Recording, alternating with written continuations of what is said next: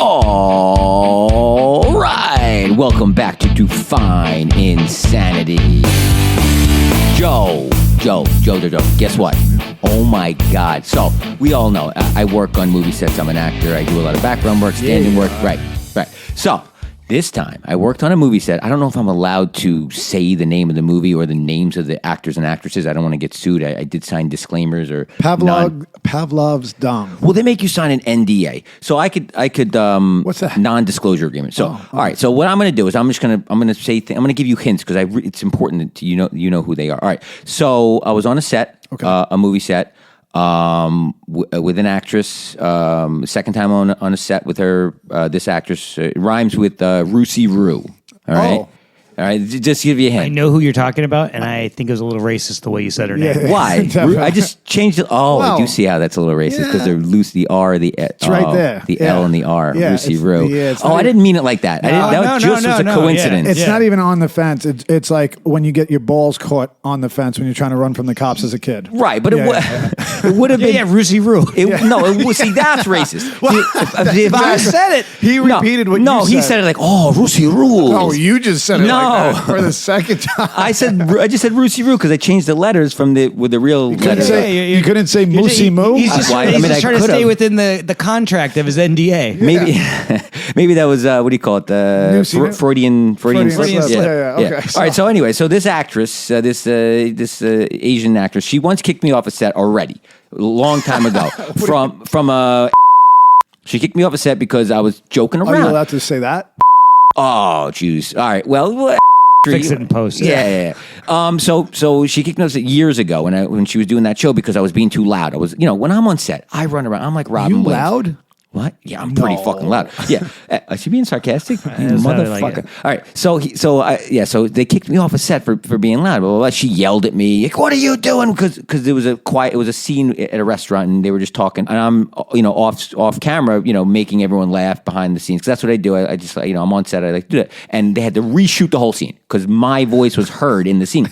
And this Rusi Roo, she comes out and she yells at me, who's been speaking? You ruined it. We have to reshoot this. She yelled at me. She pointed in my face. She got angry, and I'm getting PTSD because I just saw Kill Bill, right? And now again, just this week, I'm on set. I swear to you, I didn't do this on purpose. This is my career. I don't want to get kicked off sets again. So, same actress, different set. This is a movie set, the Revel Rares Rada Part 2. Yeah, can't you just picture him walking in and making eye contact with her and going, oh no, Rusi Roo. No, you can't. That's racist, Joe. Come on. We're trying to keep you from getting sued in your NDA. That's true. All right, good point. Not racist. We're just trying to help you out here. But so this time it wasn't even my voice. So I met this girl on set. Right. And she was really cool. Right. But she has this really odd career that I'm just learning about. She eats food on Instagram. She just shovels like tacos and burritos, and she's really hot. She just shovels. She puts on makeup, gets the lighting right, and just chomps on food, like massive amounts of food. I swear to God, I was thinking about setting up an OnlyFans where I just suck on my big toe for an hour. Oh, that's just weird. Who would want to see that? I've heard of this where like hot girls eat lots of food. It's like there's a weird section of the internet that wants to see that. Big nose guy sucks on his big toe. What is he talking? What's this? People want to see that, dude. I mean, the food thing I've heard. I don't know. Is Joe's thing a thing? I've never heard of the toe sucking. That's a little weird. Joe, you might want to get that checked out. That's a little weird. You've never seen the size of my big toe. Joe. Plus, I'm flexible. Joe, we got children listening to the show. All right, so what kind of fucking parents let their kids listen? Yeah, you should. Did you notice? I don't know how it knows, but like somehow on Spotify and Apple, when you look at our podcast, there's like an explicit. Yeah, it does. I did notice that. Yeah. I don't know if that's AI catching it. Like Absolutely. Saying, don't let your fucking kids. You should not be letting your kids listen to this. Yeah, we don't even know if we should air this. Yeah, honestly, half the time I didn't put that in the nervous. settings, so they're picking up on something we're doing here. Yeah. So Rusi Roo. Not Rusi Roo. The girl Cynthia. She was showing me. Yeah. Yeah, I know, hot name, right? Yeah, so better she than- was, yeah, yeah. better than- Showing her, she was showing you her content. She was showing me her content, and there's a word for it. It's called mukbang. Mukbang, which sounds Asian. Google that. Yeah, it does sound Asian. No, don't Google. Well, you can Google mukbang. It's weird. It's not like bukkake or anything. It's mukbang, but it sounds like that. What It's is a little bukkake? weird. Don't worry about it. We can't. Well, it's okay. Yeah, All right. Google it. You'll find that it's weird and gross, and I don't recommend looking at it. It's not something I like or ever would like. It's You your would skin, like it, Joe. It's your skin regimen. Right. Well, no. So the men that subscribe to her Right. channel, is this a sexual thing or is it just kind of an I don't interest? know. Definitely. She showed me the content. She shovels food. This is like a thing. These people, these hot girls shovel food into their mouth. Not even eat it elegantly. You're saying shovel it into They their mouth. shove they like make the prison. crunching and the mouth So it's like noises. ASMR, but with like What the hell's ASMR? ASMR. You guys know ASMR? Why would I? What is that?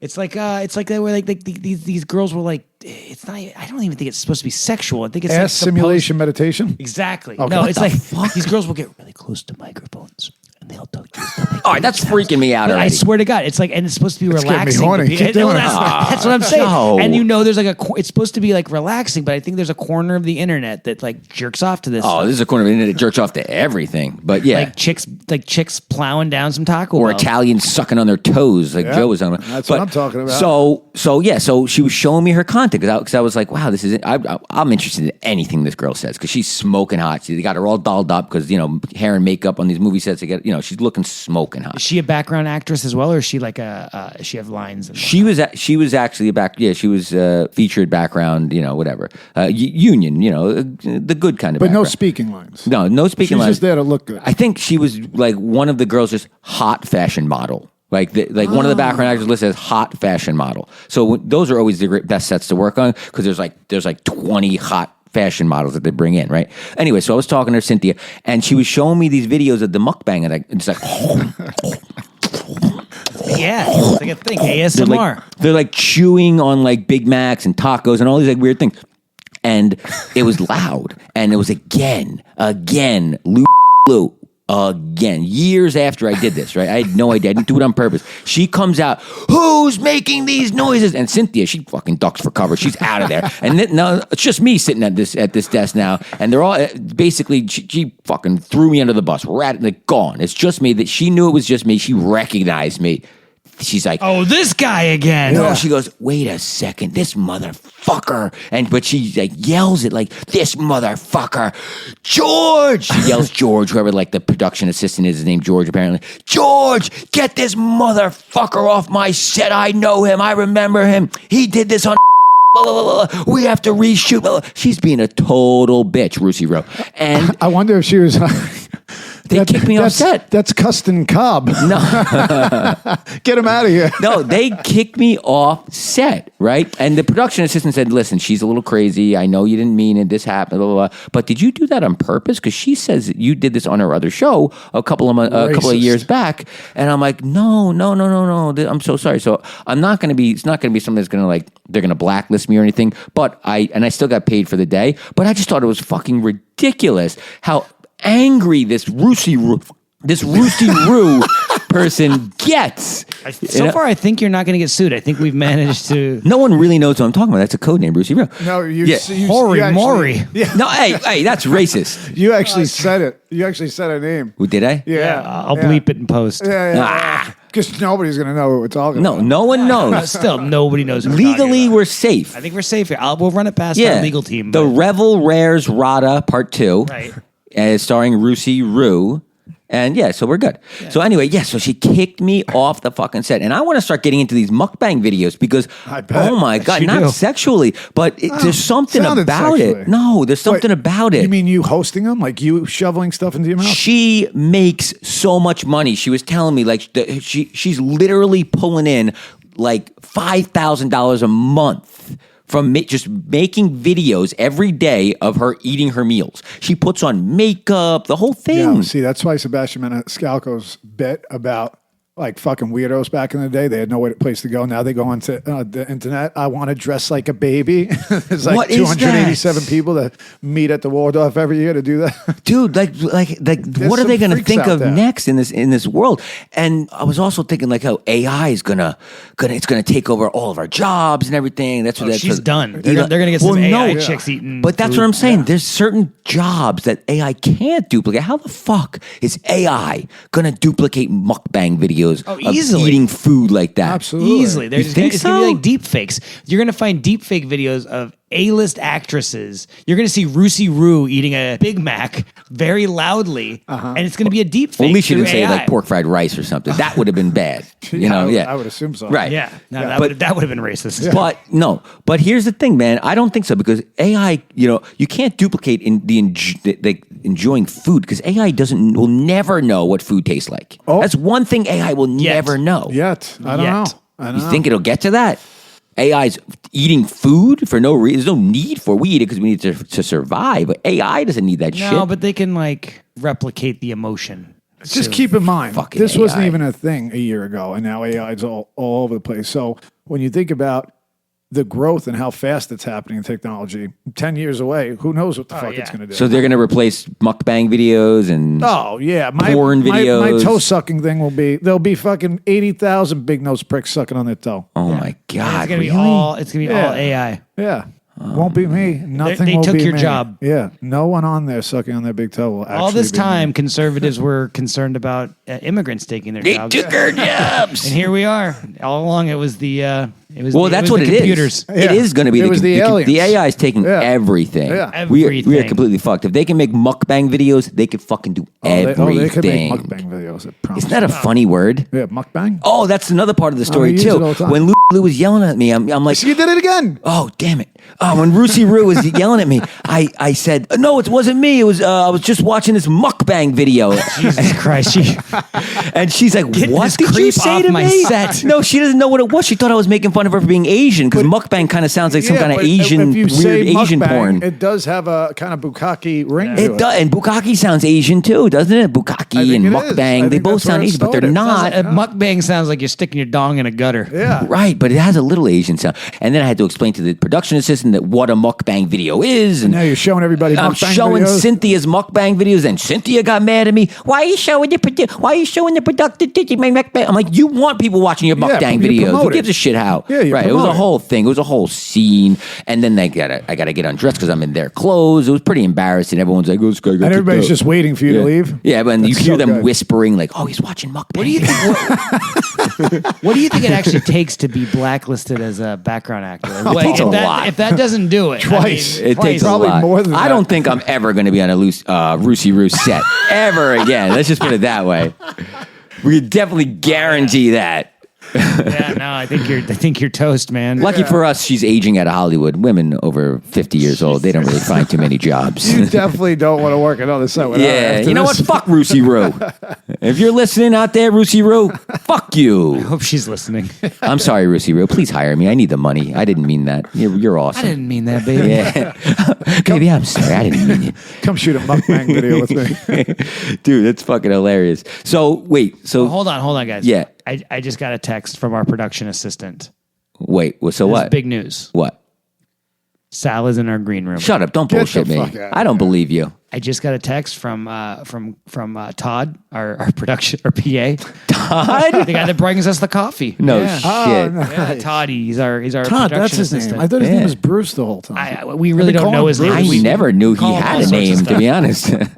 But yeah, it sounds like he's in the building. Get the fuck out of here. There's no way. Is he? He's Is been he missing for So where is he? In the 8 green room? years. Months. I mean, I don't know. It's Is been he a in the- very long time. Is he in the green room now? Because Can we They bring say him he's down? upstairs. He's in the. He's in the- Hammer, almost ready? Hammer said that he wasn't missing at all, that he was just stocking shelves at King Cullen. Yeah. I know, but we've had people since then that we've had a lot of theories. I cannot wait to I want to find out where the fuck he was. Let's go back. That's crazy. What were we thought he the Russians? Well, Russians, the Chinese. I honestly thought it was like a gangbang where, like, you know, he was sandwiched in between the Russians and Chinese, and the aliens were tossing a salad.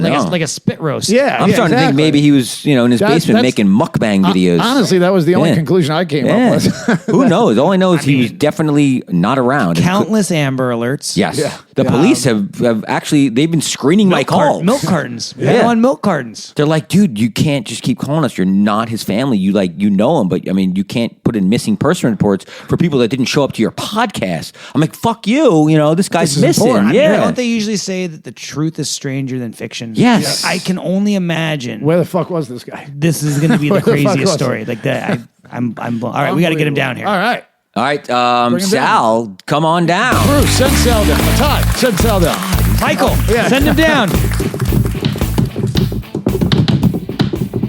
Whoa, All right, whoa, Sal. We got a lot more steps installed. Dude, Huh? He's here. He sounds like Rusey Roo from fucking Kill Bill. Come on, that's racist. I'm just saying because he's fast. It's all about the intent. So Sal, where the fuck have you been? So I was playing volleyball for like the last couple of months. Wait, so what happened? Because I told Justin that I would reschedule, You did? Wait. and Justin agreed. I guess Jesus Christ. forgot. you son of a bitch. Oh, It that's was right. It was just sitting in his inbox. Oh, So- jeez. Look, it's right here. I didn't even see it. I overlooked it. Justin, It's in my email. Justin, Left him on red. I'm sorry. I'll be playing volleyball for the next 8 weeks. I'm reading it on right Friday. now. I'm reading it right now from Sal. I'm sorry. I won't be able to make your podcast. I'm sorry. I'm going to be playing volleyball for the next 3 to 6 weeks. Oh, jeez. All right. You seem to fucking. We're glad forget you're that. okay. He didn't speak to me. He sent me an email. I don't fucking. Who checks their emails? What am I, 90? That is No one true. checks their emails. You Who text the someone. fuck does check their fucking emails? You fucking text people. Well, hey, Yeah. look, it's good because I'll I'll make the amends when I can. Yeah, I thought you were getting taken advantage of by all different types of people. Thought you were I getting mean, I Great. usually do on a regular basis at my job at King Cullen. Well, there you go. So Hammer was right that you were you working at King Cullen this whole time? So, I've been working since the second week of December of 2023. so he's just been slinging deli meat, and we're fucking thinking he's getting his deli meat slung. Oh man, Crazy. we had this. By aliens. I haven't. No. We were really worried about you, man. Well, it's good that you're here. I'm sorry, It's guys. good that- We're happy to no, have great. you. I'm happy. I'm happy to finally be here. That's awesome, man. Well, look, now that you're here, I'm sure our guests have been waiting to hear a little bit about you, your background, where you come from. Just I mean, our listeners are dying to hear. yeah, absolutely. We thought Hammer had a big cock. Yeah. This guy. So I was born in Rockville Center, Oh, you're starting from the beginning. Yeah. Really the beginning. I All love right. it. Yeah. Hit it. but I've lived in Island Park my whole life. Okay. And same family, same house, same street. I'm sure the same family. I would imagine. That that's would, how it yeah. works. Actually, Yeah. no, hope Justin, so. you're right. I wish I was as smart as you. But yeah, loving family. I always like to say, like, my family growing up, they always put the word fun and dysfunctional. Yep. Went through a lot of shit that a kid probably shouldn't have gone through, but going through that, I'm glad that I did. Like what? Abandonment, physical abuse from my father. My father left when I was 4. He was out of my life from 4 onward. He came back into my life when I was graduating middle school. And then he left for another 4 years. And then he came back in my life when I was graduating high school. He fucking came back every time I was fucking graduating fucking school. He just pops He in. was just like, all right, fuck you, you're done. Become a professional basketball player. Hey, Sal. Funny enough, that was actually one of my dream, like, fucking growing up also, like, Everybody's. you know, like I always wanted to be, growing up, I wanted to be in the MLB, the NBA, or a professional wrestler. That's right. like Waterboy's dad. Yeah. And then fucking, of course, drugs and alcohol come to the picture, and they're like, oh, my dreams like go in the back burner. Absolutely, yeah. But so he left when you were 4 originally. Yeah, he met me in a courtroom when I was like about 3. So I guess my mom was trying to like get him to pay child support. Wait, your dad wasn't there in the beginning. He met you for the first time in a courtroom. Yeah. When you were 3. Yeah, Wow. he didn't for some reason. Like, if I were to show you a picture of my dad and me, it's kind of like obvious that like I'm his son.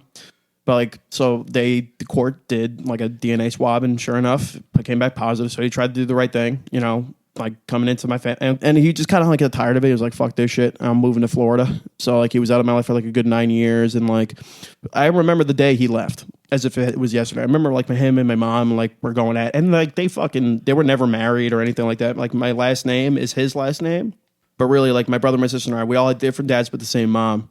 I'm pretty sure she's told us too. Like the reason why she had our last names on our birth certificates, our fathers, so she can get the child support money. She was a smart woman. Yeah, makes sense. Get them checks. Hell yeah, you got to raise these kids. Yeah. The fuck?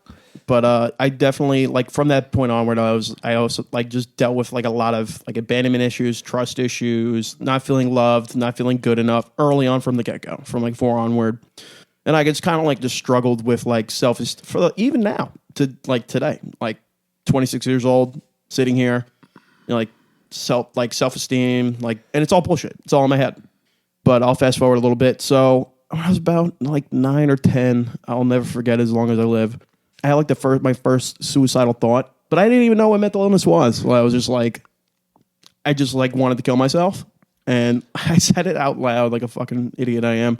And a good buddy of mine, Joe, he was like, "Oh, I'm gonna tell a teacher on you." And I was like, "Oh no, don't do that." And then like, so like even on like early on, like I didn't want help. Like growing up, like watching TV, watching movies, being grown, like coming up in a house full of like a lot of men.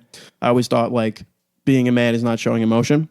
And So you had all brothers? so I have an older brother and a younger sister, but I also had my dad got remarried after his first wife.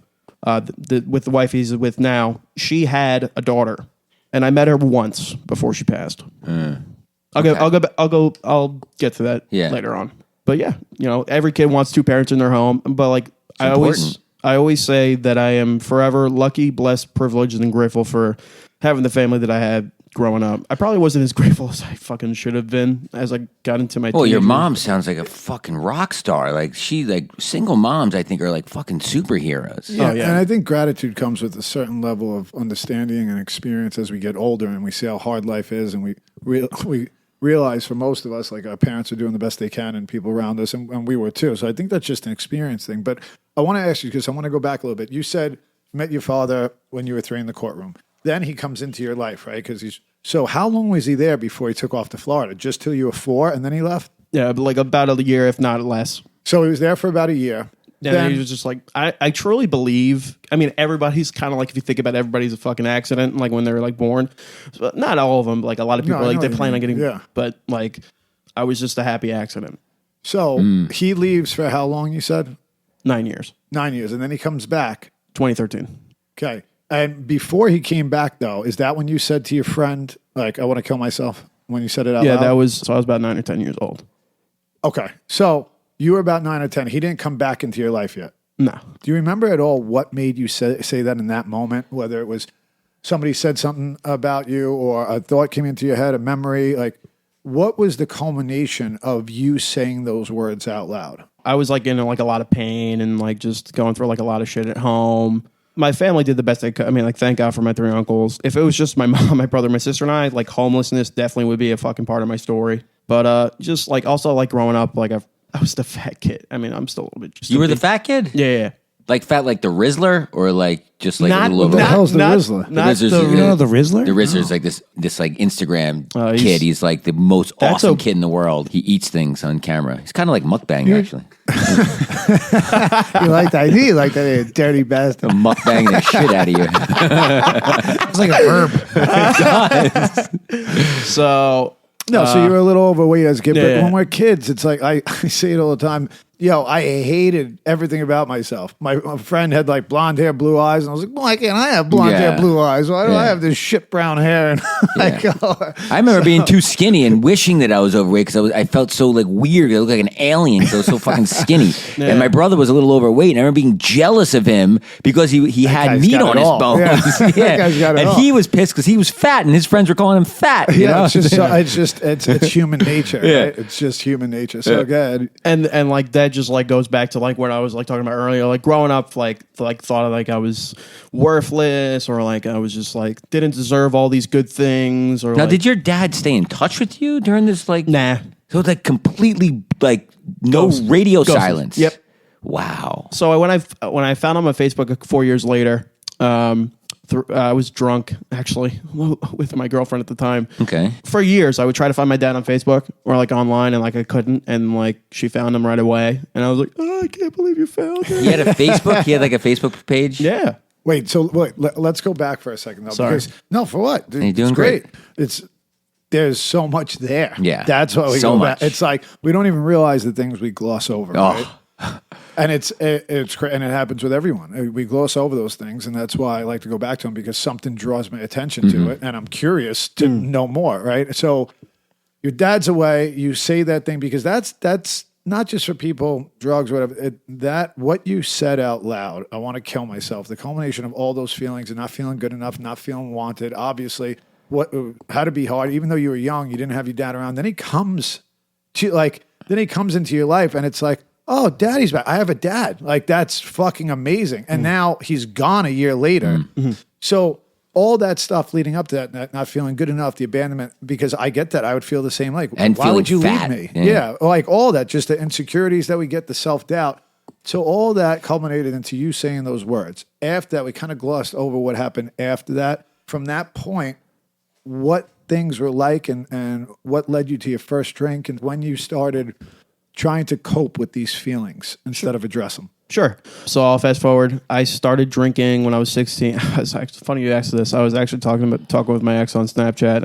I don't even know why, but I'm still in contact with my ex that got me started drinking. I was dating her from 2016, 2018 on and off. She like had this like bottle of vodka that I didn't know where the fuck it came from. Mind you, like 2 out of 3 of my uncles that raised me, and then eventually my mom and my great aunt. I'm a 3rd generation AAer, essentially. Like alcoholism and addiction runs in my family, but Your also dad? so does my mom's side of the family. Okay. But like I always knew of AA, but I was just like, I was just like, You're a kid. You want to just have just fun. fucking have fun. That's what fucking teenagers do, especially where I started drinking. Like I went to high school in Long Beach, so like that's where I did a lot of my drinking, which is right over the Long bridge. Beach, yeah. Actually, it's where I got sober too. Yeah, well, it's a good place to It's get where, sober. it's where I met you. Yeah, That's right. Yeah, of course. So, but when you drank, like you said you wanted to kill yourself, right? You told your friends.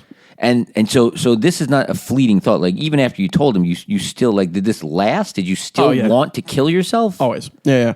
That moment onward, it would come and go. But like sometimes when it comes, man, like it fucking like from November of last year all the way up to like about April or May. So it would not go away. Did you think about ways to do it? Like when you I want to kill it, and then you like how you were going to do it. You got into details, and you like really thought it through. Yep. Like that kid heard you say it, your friend heard you say it or whatever. After that, did you talk to anybody about it? Or you just kind of held those feelings in? Held them in. I mean, you didn't start drinking until years later. Yeah.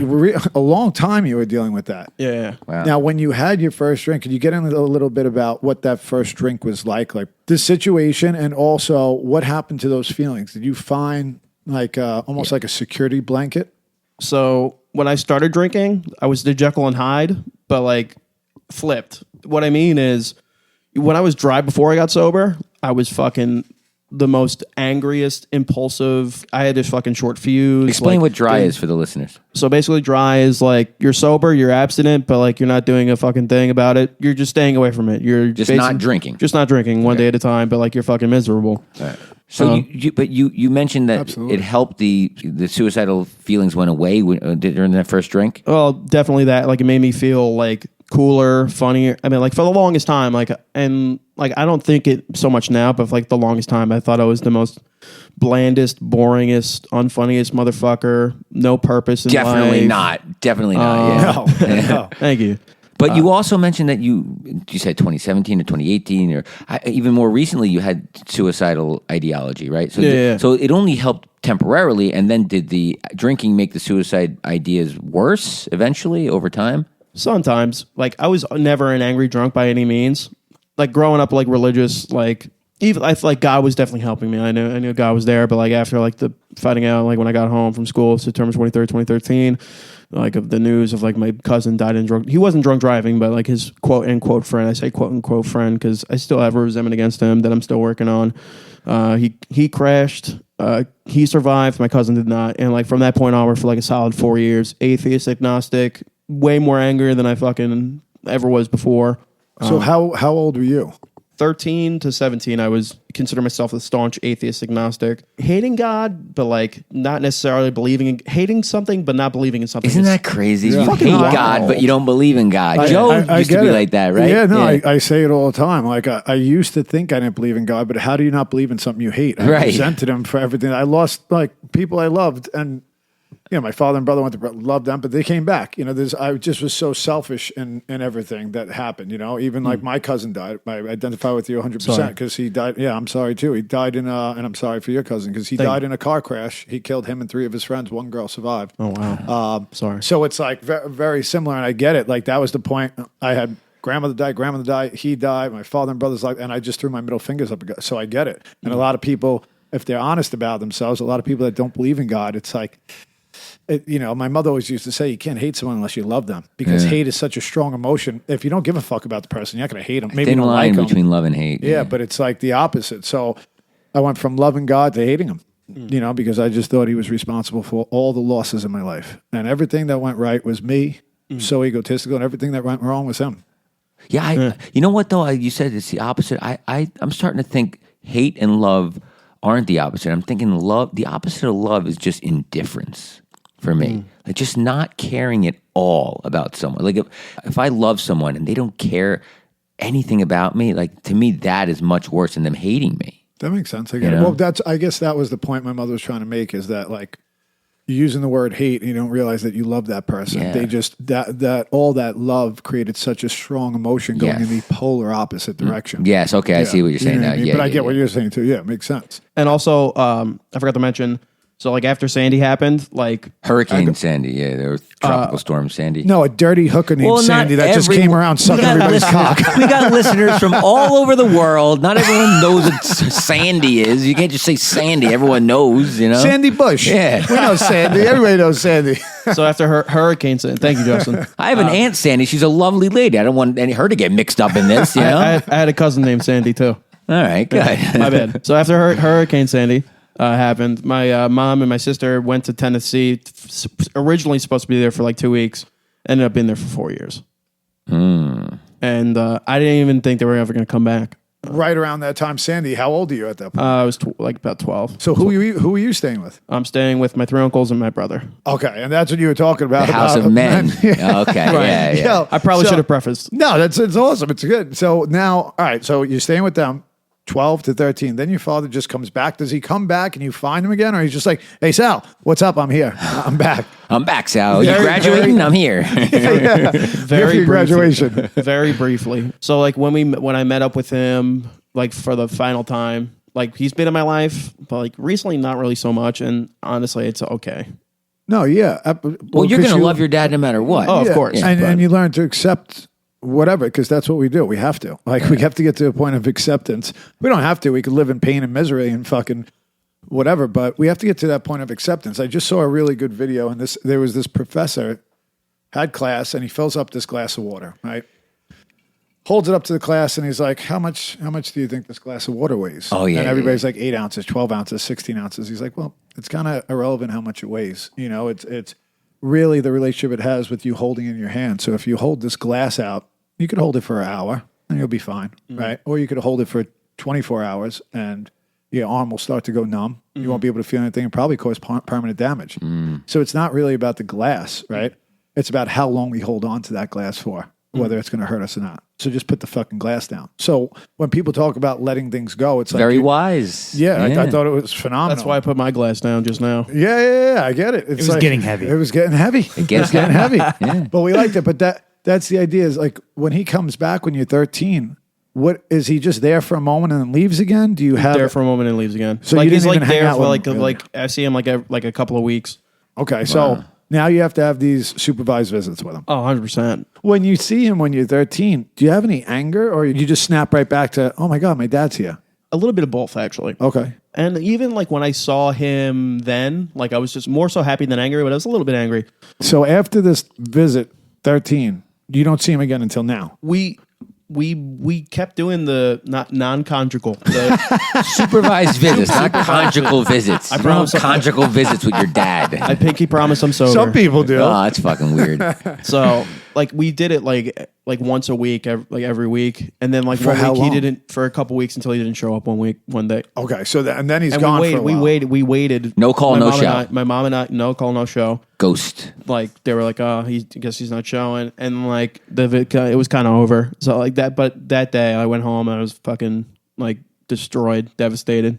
I can't even imagine. Yeah, because I was actually having a good time with him. But there was this like miniature pool table, and like we were just kind of catching up a little bit. But it's kind of hard to catch up when you haven't fucking seen your dad in 9 years. It's a lot to catch up on. And it didn't matter if you're playing pool or fucking throwing peanuts into a cup. Like Right. it's just bonding with your dad. Just a moment with And your I li- dad. and I enjoyed it a lot. Yeah, of course. And but when I met him for the final time, So not, he not, leaves. not his third- He just takes off, doesn't show up, Doesn't and then show you up. don't No call, hear no from show. him, nothing Don't hear for a from 4 while. years. Okay, and now he's 17. And, I'm 17. I meet up with him at the Long Beach Diner. It's not there anymore. but what happened? We Does he had to call meet you? up. Yeah.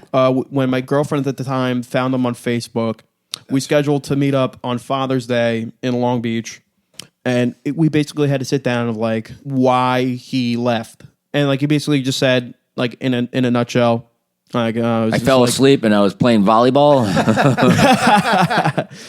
He was basically like it was just too chaotic, like too many pets, like so much shit like going on in the house, too many people, like, Too many pets. So nothing regarding him, just about No, it was.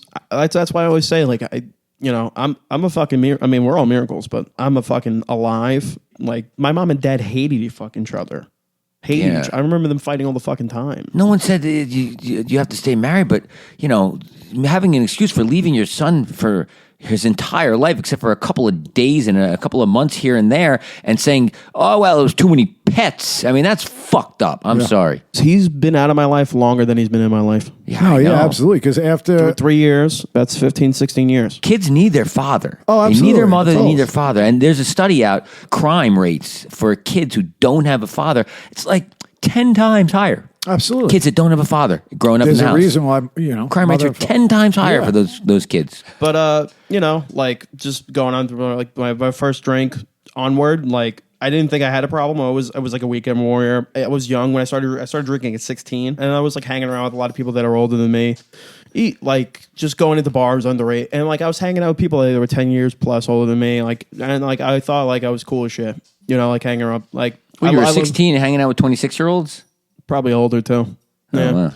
But like drinking I with never them? got, yeah, and then, like I never got ID. I don't even know how to get a fucking fake ID. I just like I was tall, fucking hanging around people older than me, had a beard, grew out my beard, and I was just like, That's it. Fuck yeah, man. blend in. And then like Yeah.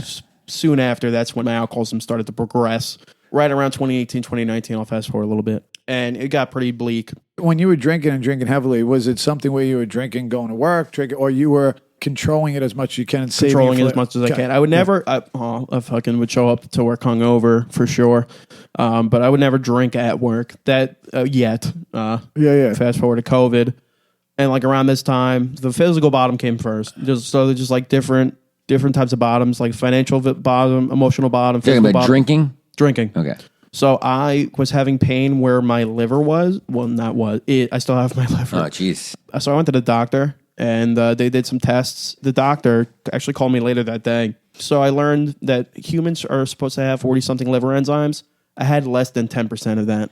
So your liver was fucked. Fucked. And how much were you drinking up to fuck your Every liver day. up? Yeah, but what? Anywhere between 15, 20 beers or so. Oh, more- beer. more. You were a beer drinker. Pretty Okay. much, yeah. And like I never went to like rehab or detox. And like also like I come from a family of like people in AA, people in sobriety, and they never once told me that I had to go to rehab. They never once told me that I had to go to sober house. They never once told me that I had to go to detox. They never even once told me I had to go to AA or anything Right. like that. And never like threatened to kick me out of the house. They just knew. They just knew I was, I got this fucking disease. And my older brother and my younger sister don't have this disease. And if they did, like I'd be there in a heartbeat. Yeah. So get back to your bottoms. You were talking about bottoms. So that was my physical bottom, and that didn't scare me at all. It probably should have, but it didn't. So I'll fast forward. So during COVID, still wasn't working, still applying every day. My fucking luck. And I turned 21 during the pandemic. So at that point, I was drinking anywhere between 30 or 40 beers a day. Wow, that's a lot of beers. That's Yeah. like, where do you have the time to drink 30 or 40? I drank I vodka. wasn't working. Vodka was just easier to drink. I could drink 30 or 40 beers worth of vodka in like 2 hours, but the process of drinking beers would take me a long time. So this is 2020. 2020. Pandemic's happened. Nobody's doing nothing. No. And you're just sitting there pounding beers. Are you by yourself? Are you watching TV? Are you hanging out with your uncles? Definitely not hanging around my uncles. I was also like, I forgot to mention also, I was a blackout fucking fall down drunk. I never just had one beer. Never had one fucking blunt. Never had one, like, nothing. Like, even early on, like me. I was an alcoholic from the beginning. I know that for a fact. Like, my addictions growing up, food, TV, movies, video games, like, you name it, I was fucking addicted to it. Anything I can get outside of myself, I like anything that I could use to fill my God-sized hole, that just wouldn't fill it. And I was just like, oh, it's working. And then, like, suddenly realize, like, oh, then it's not working. So it all works for a little bit, and then it stops working, and the hole's even bigger. And, like, 2020 was the bleakest it ever was. Like, not only was I fucking killing myself with alcohol, I, like, had no money. I spent it all in such a short amount of time. I'll fast forward to the last day I drank, March 6th of 2021. So I was working at the Stop and Shop in Long Beach for a little while. And, like, I meant for the party. It was at Karaoke Cave in Lindenhurst. And I didn't do any karaoke, but you goddamn sure I fucking drank a lot of alcohol. Bet your ass. This was supposed to be like a big party? Not really. It was like her, like one of my coworker, her boyfriend, a bunch of her friends. Oh, okay. That I was meeting for the first time. Okay. Not very much of a good first impression, to be honest. Yeah, tell us about it. So I drank like 85 to 90% of the alcohol that I bought for the party. And also I had like a bottle of rum shada that I also bought a couple days earlier. Rum shada, what's that? Sounds like a bitch drink, but yeah. It definitely did taste like a bitch drink. Yeah. But I fucking loved it. Yeah, So I of guess course I'm you a did. bitch. Yeah. So you took down the rum shot, a bunch of And beers. I was passing around too during COVID, like the height of COVID. I just didn't give a fuck Yeah, good. Who for like gives a long fuck? time. It's called natural immunity. You're fucking giving it to everyone. Here, spit in my mouth. Let's Give get a this fuck. over with. Treated it like fucking chickenpox in the 80s, man. That's what we should have done. So, And it got to the point where like they like hid like a lot of the alcohol in the bathroom. They were so fucking dumb with my shit. They were so dumb with my shit. I would be too. This was the last day you drank. Yeah. So, like, how did that go down? Like me, when I stopped drinking, I went straight into deathly withdrawals, hallucinations. I saw demons. I had seizures. Well, it was horrible. yeah, did they approach you? Was there a confrontation? Like, what made that last drink so bad and your last drink? Like, what made you hit that Yes. spiritual bottom where you're like, fuck, I got to do something about this? So fast forward a couple days after, I'm like, I don't know exactly what happened that night at all. Like I blacked the fuck out. So in your mind, you crushed that night. Oh yeah. Yeah. Killed it. Killed it. You were telling jokes. You had everybody yeah. laughing. Everybody loves you. Yeah. Yeah. And then like my fucking heart sunk because like they explained to me like how much of a piece of fucking shit I was that night. And I felt so talk about the fucking guilt shit. And it wasn't even one of my worst drunken nights. Like there were some nights like I drank like 40, 45 beers. No problem. Fucking Wade Boggs over here. Yeah. Would you try and what was your issue though? Would you try and fight people? Would you be obnoxious No. and yell? You would just black out and make Just everybody black- take care of you? Pretty much. Yeah, It was yeah. people were fucking babysitting me. They were just fucking had enough. All of them jumped on like a video call. Get the fuck out of here. A video call intervention? Yeah, basically. It's during Essentially. COVID, right? Essentially. Yeah. Oh, we got to do an intervention. Let's And get they- him on a Zoom call. And they basically like told me like what I did and like So they do this intervention, and like, are all of them coming at you, or is there Yeah. one man? Okay, I want to hear about some of the things they were telling you that you did, and kind of what disgusted you most. Because obviously, it's almost like momentum, right? This momentum is now changing the trajectory. This is like a crossroads where you're starting to get like honest and like a realization of where your drinking's actually gone, right? And the type of person you've become. So what are some of the things that they're saying to you, and how's it hitting you, and how's it making you feel, and what makes you make that snap like judgment, like I got to stop this? they told me a lot of stuff that was pretty shocking. And like I was like so suicidal just from the pure demoralization, pure just guilt, shame, remorse. And like I threatened to kill myself on the phone. I don't even remember. On the video intervention? Yeah, because of like how bad I felt. And You told them you wanted to kill yourself. and they called an ambulance to my house, woke up my poor mom. Yeah, good. I mean, sorry, Mom, but I mean, Yeah. I would do the same thing. It's hard. I get it. And we say things in the moment, and unfortunately, that turns into some people's realities. And Thank I was- God that didn't happen. It's this thought that should be a fleeting thought. We all have them. Where it happens, a shitty day, whatever, whether you're a kid, insecure, it doesn't matter. Like sometimes you're just like, fuck, I just don't want to deal right now, and I just want to get out of this place. Yeah. But you don't really mean it. Like that's forever. You think you mean it, but you don't. Yeah, exactly. So like right there, again, you're already fucked up and you're already dosing yourself with alcohol to make yourself feel better. And now these people, and again, you also have it in your head that like you just had a good time with these new people you met and like friends from work, and they're coming at you, and thank God they did, because look where it led. But they're coming at you. That's like a wave of emotions. And also, like you said, like there was nothing worse than just feeling like a piece of shit, and that there was no hope for change. And that's just who I like was destined to be. Because then it gets to the point where suicide becomes like an actual option. Because when you have a heart and you're like, I don't want to be this person. I don't want to be a piece of shit. But I can't stop. That's fucking, and then that's when those suicidal thoughts start to take over, because it's like, I just want out. Yep. Yeah. Well said. So like the ambulance came, they're like, oh, we got to take you to the hospital because you're threat to kill yourself.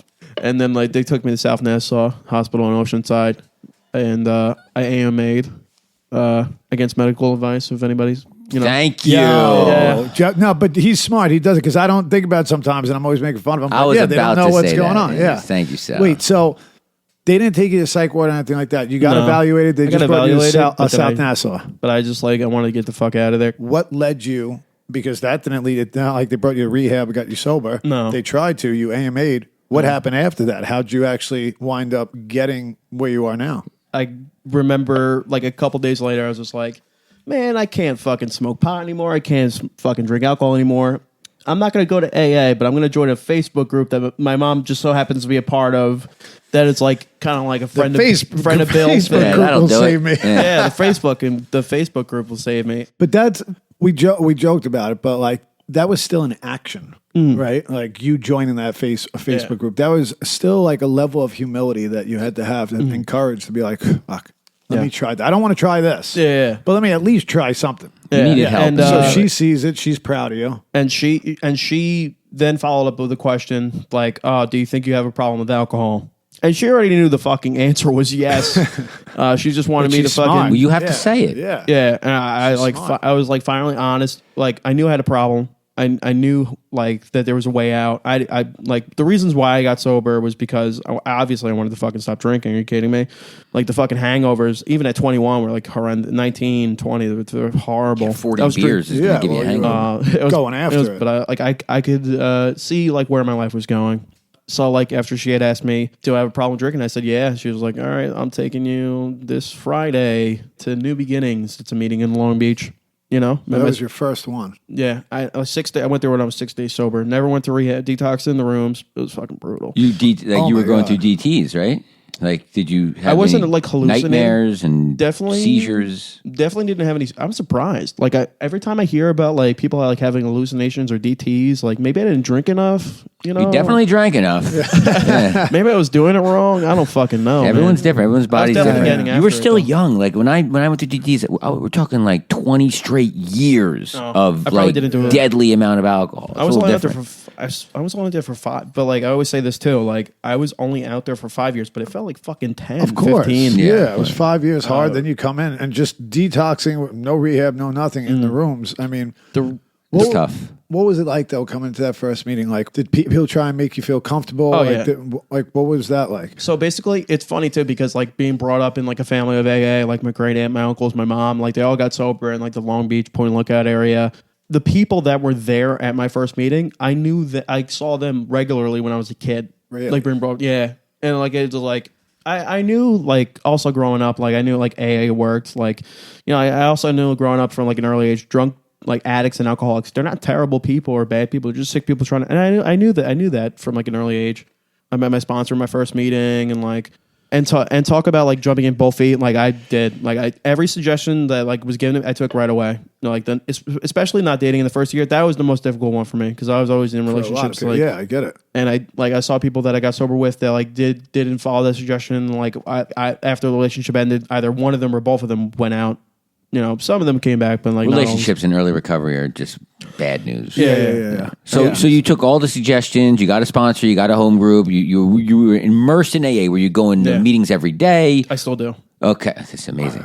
And how long are you sober now? A little over 4 years. Wow, it's amazing. So wait a second. So this is 2021? Yeah, March 7th, 2021. So this is right when we started doing comedy. So you were newly sober when we were going to comedy clubs and doing comedy? Oh, so for the listeners who don't understand, so me and Joe did a lot of stand-up comedy for a while, and we were doing it during this time that Sal's talking about, and I do a lot of heavy, dirty, humor that could offend a lot of people. So, Nice way to say it. And I'm doing it in New York City, which, a lot of people are easily offended in, New York City. So I needed a buffer. I needed a buffer. I needed a buffer. So I used Sal. I used to bring Sal to all of my shows, and I would say Sal is my gay brother. And I would announce him to the crowd as my gay brother. And I felt like that made me a sympathetic character, so I could be super offensive and get away with it. And you know what? It fucking worked. It did work. And Sal was such a good sport about that. Yeah. So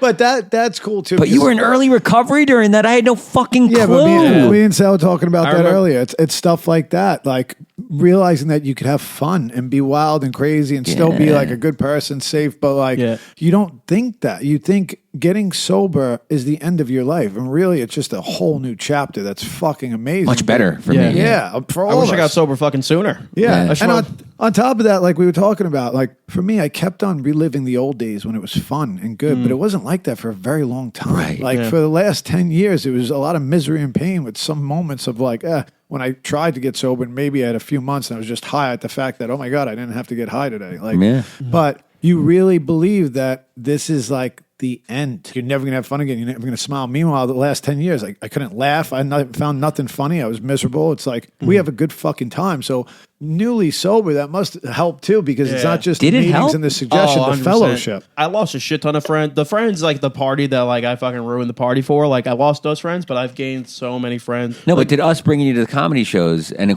me incorporating you in the show, did that help you? Oh, in the recovery? 100%. Oh, that makes you feel so good. Well, because it was just fun. It was wild, crazy fun. Like Yeah. we were just going and doing stuff and hanging out like together, doing fun stuff, like fellowshipping. Yeah, like when I got sober, like I immediately thought like, oh, I'm fucking doomed. I got sober at 21. Like I was 3 months away from like when I hit 90 days, I was like 3 months away from hitting 22. I was like, oh, my fucking life is over. I'm gonna be so bored. And that's kind of like one of the reasons why I never got into AA in the first place, because I was like, oh man, I'm gonna be wasting my fucking days in AA meeting. And like I'm fucking happy to go to fucking AA Yeah, meetings I felt now. the same way. Yeah, and you were 21. Like, think about how crazy that God, was. what I was doing at 21. So Oh my god. you're 21, but what's cool is that this checks a lot of boxes too. Once you come here and realize that, holy shit, I could have fun, way more fun than I did. I'm surrounded by people that love me and care about me. And actually, like, again, you talked about the abandonment issues, the father coming in and out. But the fact that you come somewhere and people immediately understand you. And it's like, you say, what so-and-so alcoholic, it's like, we gather a good amount of information just from that statement. It's because we share a lot of the same things. And then you get this group that's like, wants to hang out, wants to have fun, the love, the like fellowship. It's just life, it's that had to feel good after just people you love in and out, in and out, in and out. Yeah. Like at my first meeting, like I didn't know what, like my mom was the chairperson of that meeting. She gave me my first ever 24-hour coin. Like a couple months in, like I found after me asking my sponsor to be my sponsor, I go get right into the step work, do like the first 3 steps in one day. This is like 2022. 2021. And you were hungry. You were just hungry for a better life. Hungry for a better life. Yeah. Like I was just didn't want to drink anymore. Didn't want to drug anymore. I didn't want to hurt the people around me anymore. I was so sick and tired of fucking living the way I was living. And I didn't want to kill myself. And I knew like I needed to make a drastic change. Not only fucking not drinking anymore. That's one part of it, but like just a whole drastic change. And I've like in sobriety, like I'll just pretty much say like life on life's terms. I always say life can be a bitch. Life is a bitch, but it can also be a beautiful bitch. That's right. Now, did you I have that. now since you've been sober? Have you had any tests where it's like, oh my gosh, like did anything horrible happen to you? Yeah. So like the first death I ever went through, that wasn't even a human. It was more like my cat that I had like when I was a kid that died. And then like after that, a couple weeks later, like I lost a good buddy of mine that I knew from young, and one of my home groups and another home group in Point Lookout that I used to go on through on the regular. And then like not too long after that, lost a good buddy of mine named Derek. And A lot of deaths. And then in December, this one destroyed me. This is my good buddy Johnny. His nickname was Johnny Shirts because he would always wear band shirts, and like he was a core member of my home group in Oceanside, Gratitude into Action. When he died, that crushed me. And like fast forward, like 2022. I just celebrated a year at my home groups, and like life is good until July 19th of 2022. So like around this time, my mom's not doing well. She was a chronic smoker. And I don't know if like we never truly understood how it happened or why it happened, but she basically was just like for whatever reason not doing well. And she had COVID like prior to this, but like she had like a mild case of it, and we thought she would be fine.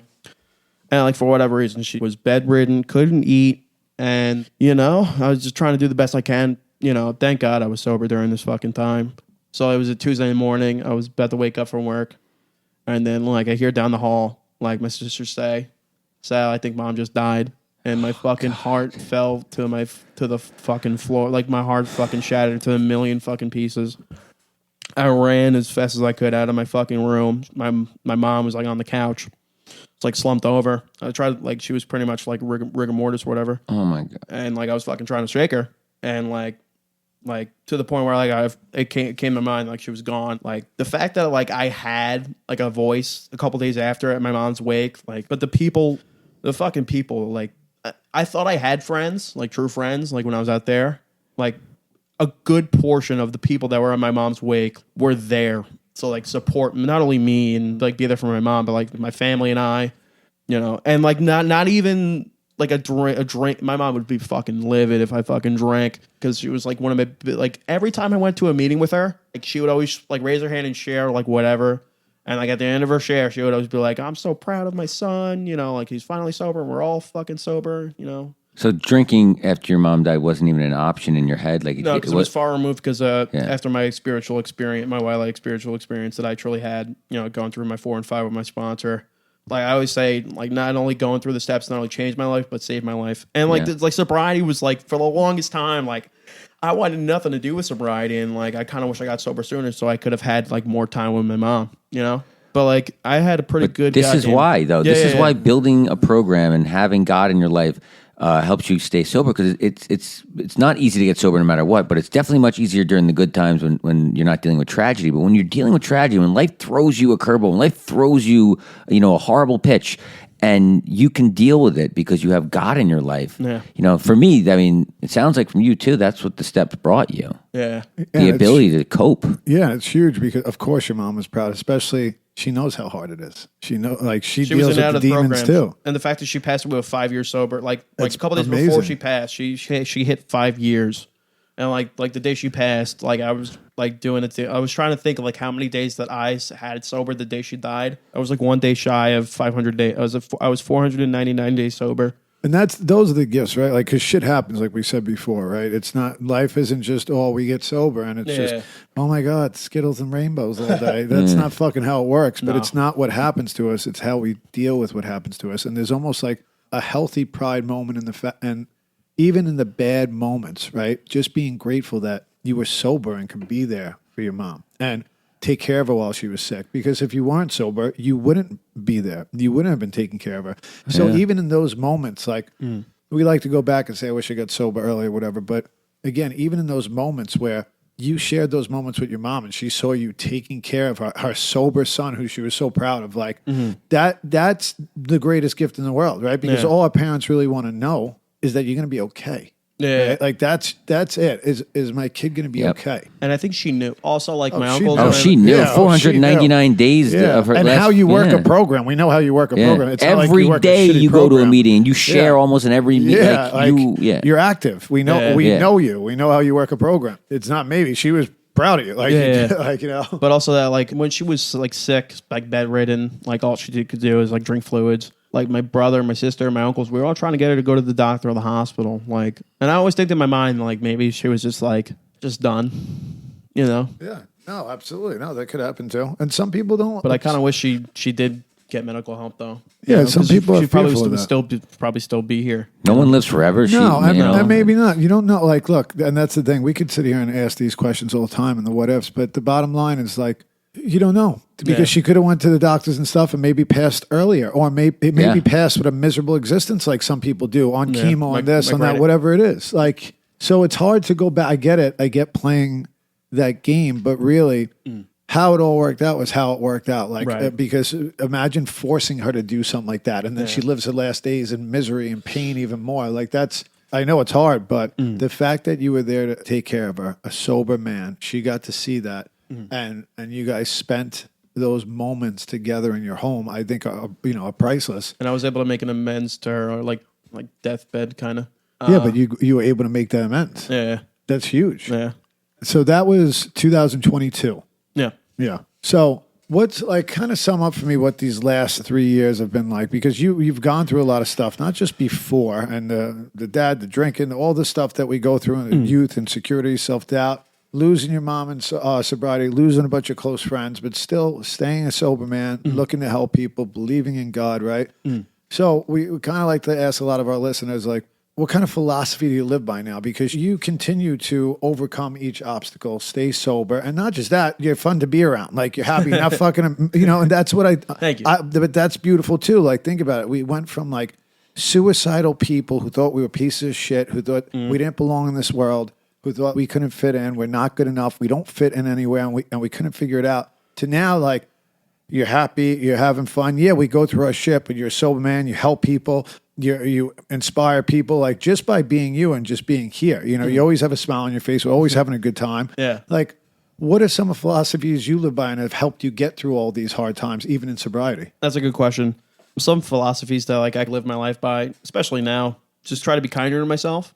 Like for like the longest time, I was not picking up the feather and putting down the bat. Like I was just always like just so critical of myself. But like, I mean, that's like where inventory comes in. But like the philosophy, like just trying to do the next right thing. Just trying to be a better person. Just whoever I was before I got sober, I just do try to be the exact opposite. Just simple as that. There we go again. That's a common theme. The George Costanza, do the opposite. Do the opposite. Yeah, because it's so fucking true. low lives and the way we treated ourselves, and that's why I love what you Yeah. said about that, because treating yourself better, that's so important. That's why, like, another question I'm going to ask you, because when you're just constantly telling yourself what you're bad at, what you hate about yourself, I'm the king of that. yeah, of course, and we do that, and again, it's like a self-fulfilling prophecy. Yeah. We just we live it, right? It's that lie that we say to ourselves over and over that begins to become true, and we match that with our behaviors, and it just becomes a mesh of stuff. And when you get out of that and take a look at, wait, I'm really not that. I was. Yeah. That's what was so beneficial about the meditation for me. I'm like, wait, I'm not that guy anymore. Now I have proven, even if it was a few months of not having alcohol in my system, changing, getting with God, doing all these things, like I'm becoming a different person. There's somebody else in there that was always in there, but I had to unravel all the shit off of me first. So when you get to that point, right, where you're putting down the bat and you're picking up the feather, one of the things I like to ask people is, because you could name 87 things you don't like about yourself, right? 87,000 liabilities, but coming to love yourself more is important, and not just love yourself, accept yourself. Because there's some things about myself I don't love, but I accept it. With the understanding, I accept it because I'm putting action into changing those things or becoming a little bit better. If I wasn't doing shit, then I would just Sitting in my own shit. Yeah, and I would just fraud. But like, give me a couple of things that as you've gone through this process, you're like, no, I like that about myself. I always thought of myself as like having no purpose. The fact that I like can wake up today grateful, like just like having a lot of gratitude, like just the fact that I have like the life I have today is like awesome. Like, so let me ask you a quick question here. Yeah. So That's awesome. more That's beautiful. recently now. So the last time you had suicidal thoughts, when was that? So it was it was from November of 2024 all the way up till May. So this is recent. Yeah. So November, December, January, February, March, April, May. So about 7 months, 6-7 months in a row. That's a long and they would time. not go away. But I relied on God. But you started you had these feelings recently, 2024. Yeah, but what brought them up? Yeah. Rejection. Yeah. People have told me that, like, even though like a lot of people saw how heartbroken I was and like saw me crying, whatever, and how torn up I was about it for like months. I mean, I'm over it now, but You got over it through God. yeah, that and just other people just being there for me and like, Well, God speaks through other people too. yeah. Yeah, well, because that's again, we talk about this on almost every podcast. Like, our default is to close the blinds, pull the covers over our head, and shut everybody out. And but with good people around you, they don't let that happen. They take you out of the hole and like actually take care of you. And that's the old saying, like, love you till you love yourself. And these are in all different types of situations. Like, yeah, of course, it makes sense that you would feel that way and feel like just, again, abandonment issues, right? Oh, back to the abandonment. Yeah, of course. I mean, again, somebody we love and care about. Yes. And again, it's just more of like, oh, fuck me, man. And it's like you need others to get you through that, because that's a long time you were having those thoughts. And I'm sure you weren't trying. You were still going to meetings, right? Oh, You didn't like shun the program. You weren't being alone, but you were just being real and honest about. They're maybe not obsessing, but they're still there. They're still there. And But were you spoke talking about it. Yeah. And were you talking to people about it? Like people knew. You spoke to That's me huge. about it. I remember you told me. Oh, yeah. You're like, huge. I was like, what's wrong with you? I saw you. You had like, you looked sad. And Sal, you never looked sad, right? So I went up to you and said, I'm like, what's wrong with you? And you told me, you're like, you know, wanna kill myself. Yeah, I want to. And I'm like, what?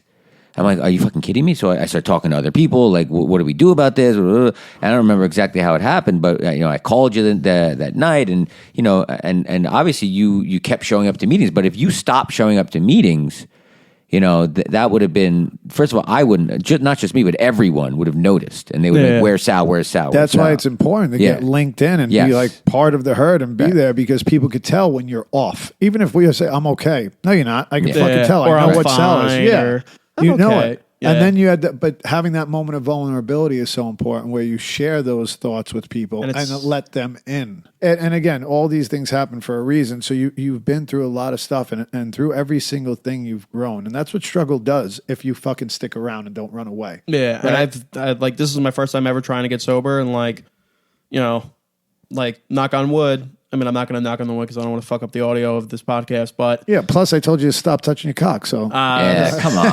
Sal. I was going to say something like, Sal, dude, get your hand out of your pocket. Fucked up, dude. Yeah, I was just joking. my hands have been actually folded. Yeah. Folded nicely over the pants. He hasn't banged on the table once. It was amazing. Because I know Hammer did that. Yeah. So Like, Hammer I was intimidated all of us. Hammer came down here, pulled out the hammer right away, and said, "Listen, I got control of this bitch." Shit was a magnum hammer. Yeah. No, but listen, man, I really appreciate you coming down. Like Yeah, I man. said, it's always fun hanging out with you. Those trips to the city were just a blast, and that's what it's about. Gotta is do let's that have- again, though. Oh, well, I would love yes. to get back into stand-up comedy Absolutely. and bring you in there as my gay Oh, no, brother. That was yeah. amazing. Well, that's what we're gonna do. Once we start building this up a little Yeah. bit, I already got plans for a comedy show we're gonna do. We'll start, Yeah. getting some stuff out there. We could have Casey come and play. Casey's a master bass guitar.